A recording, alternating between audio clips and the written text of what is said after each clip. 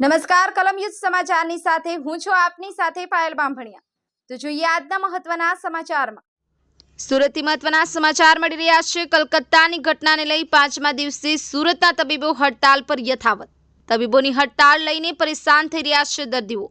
આજે નવી સિવિલ અને સ્મીમેર હોસ્પિટલના દર્દીઓની સંયુક્ત રેલી કાઢી કલેક્ટર કચેરીએ પહોંચશે, ન્યાય આપવાની માંગ કરશે। કલમ યુદ્ધ સમાચાર સુરત।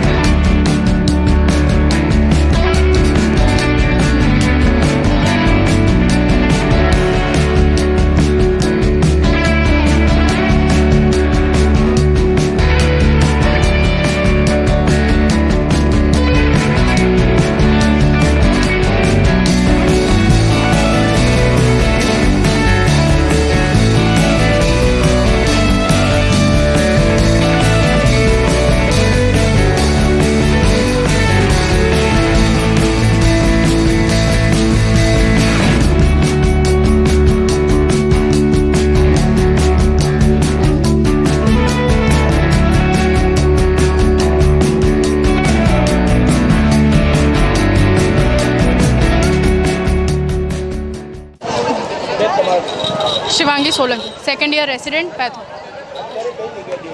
હવે અહીંયાથી કલેક્ટર ઓફિસ અમે લોકો જઈ રહ્યા છીએ, બધા સિવિલ અને સ્મીમેર બંને કોલેજીસના ડૉક્ટર્સ બધા ભેગા થઈને।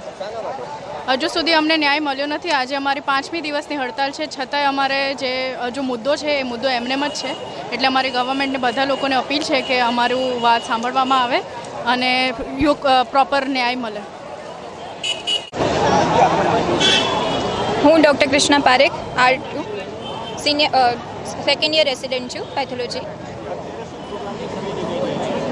અત્યારે અમે અહીંયાથી કલેક્ટર ઓફિસ તરફ જઈ રહ્યા છે।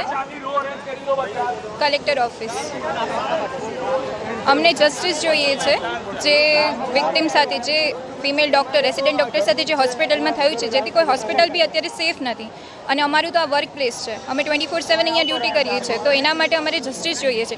જ્યાં સુધી જસ્ટિસ નહીં મળે ત્યાં સુધી મારી હડતાળ ચાલુ રહેશે।